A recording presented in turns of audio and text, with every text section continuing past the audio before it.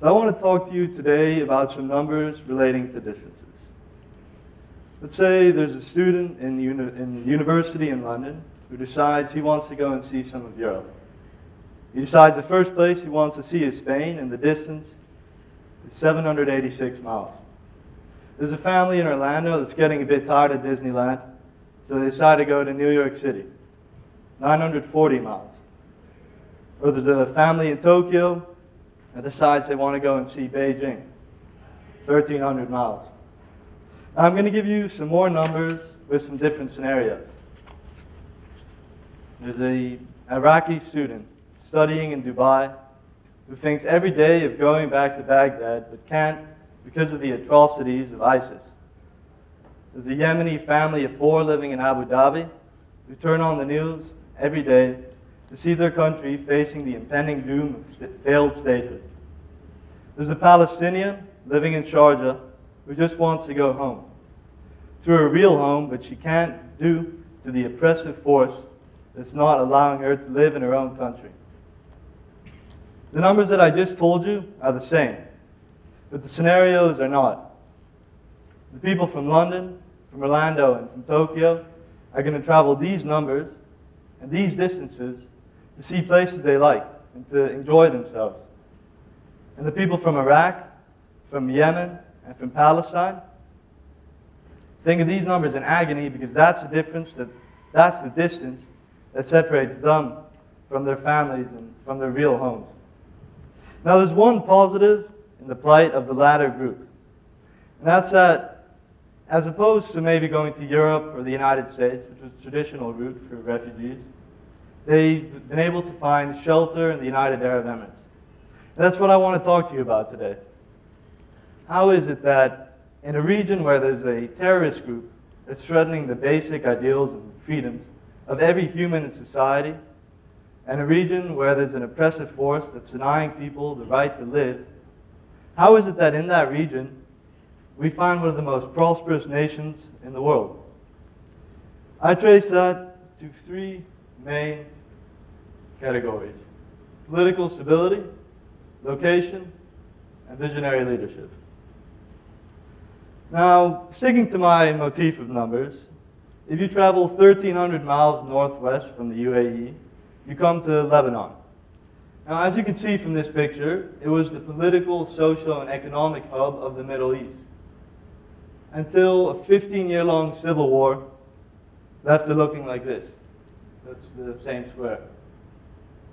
Now that goes to show the effect that political stability can have on a nation.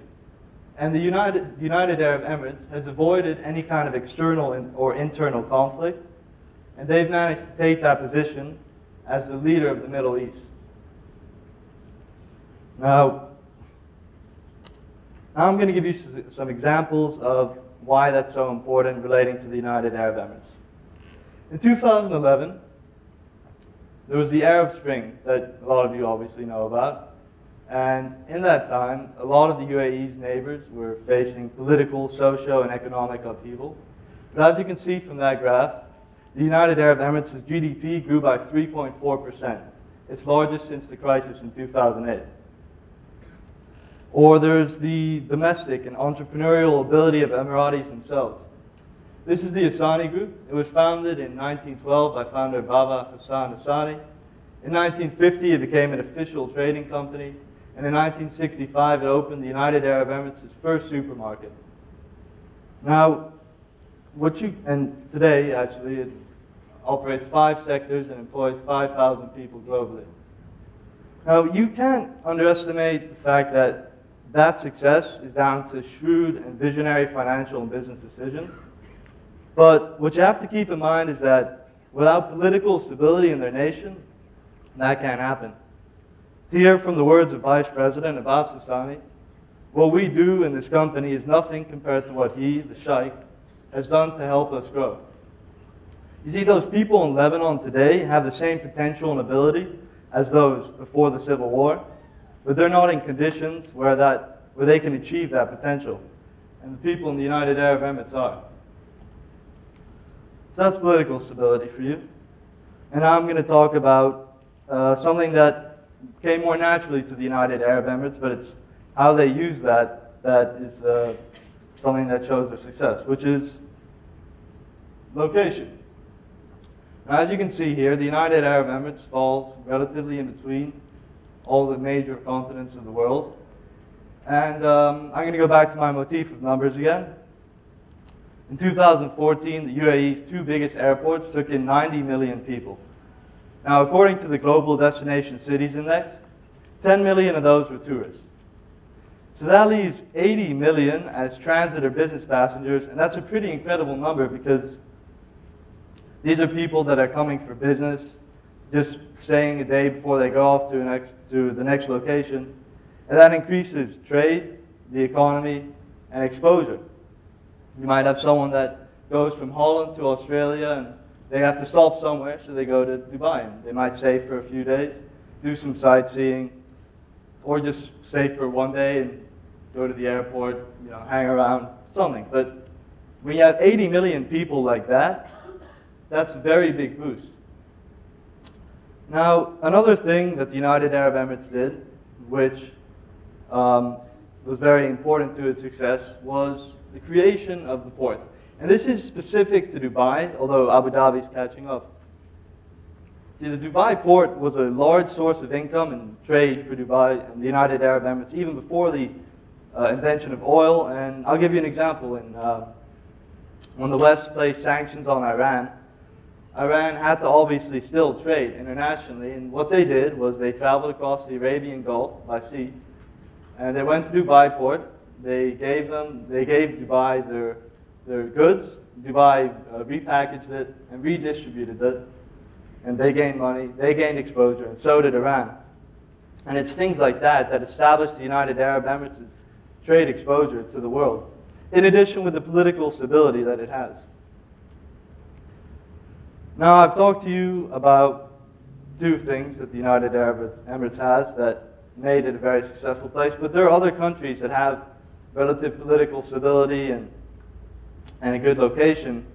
So now I'm going to tell you what ties those two together, and that's visionary leadership. In 2004, Barack Obama stood in front of thousands of Americans and millions more watching on TV, and he said, "We did not come to fear the future. We came to shape it." Now, with all due respect to the current American president, and that quote came from one of these men, it would probably resonate better. And what I mean by that is that in 1971, after 80 years of Proctor protection, the United Kingdom, who was the owner of these places, just kind of left in 1971 without really doing anything. They didn't sort anything out. They didn't give any protection. They just kind of said, "You're on your own." And as we can see, most recently from Syria and Iraq, when a region or a nation loses its dominant authority, it tends to have chaos and conflict. But the United Arab Emirates, and especially its founding fathers, had something different in mind. Led by, and bear with me here, Sheikh Maktoum bin Rashid Al Maktoum and Sheikh Zayed bin Sultan Al Nahyan, they went and sought to form a political union to escape vulnerability, in which all 7 sheikdoms and all 7 sheikhs had a say in the governing of the nation. They went and created a political parliamentary legislature. It's 40 members, the FNCC, which is obviously not democracy, but it's limited, and it's something. It's a sign of progress. And they went and joined international alliances, such as the Arab League. They started the GCC. They eventually joined the United Nations, and they saw credibility. And that formed the basis for them to grow on. And since then, the sons of both men, who are now in power, have continued that. They've continued setting up the basis, but they've also made some wise and visionary decisions, which were also very risky, that have propelled the nation to even greater heights. And an example of that is, let's say they built a port for a population that was not very intent on trading at the beginning. It was more on pearl diving. They built 6-lane highways for a population where most people drove camels. They built hotels and airports for a population that had never seen them before. And that shows that they saw in 1970 what they wanted their 2010 to be. In essence, they shaped their own future. Now, as I approach the end of my talk, some of you might be wondering, why haven't you mentioned oil? And that's a perfectly understandable thought. Without oil, the United Arab Emirates would not have achieved the success as fast as it has. And I got people saying, from Holland, where I'm from, people all around are saying, they had oil and that's the reason they're so successful. But then I'm going to ask you a question. Did Libya have oil? Did Iraq have oil?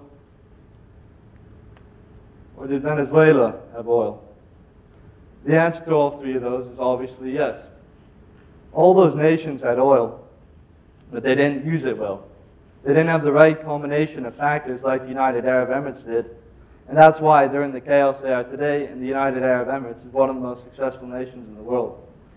On an individual level, it's not just having talent that makes you successful, but it's the right combination of factors that eventually determines whether you're going to succeed. So on a final note, this is not some kind of advertisement of the United Arab Emirates. This is more an objective analysis of why the United Arab Emirates has succeeded wherein others have failed. Taking heed to Barack Obama's words, we are the youth of today, and we need to shape the future we want to live in. Because as you can see, if we don't act right now to make a future we want to live in, then we're not going to be able to live in the future we want to. Thank you.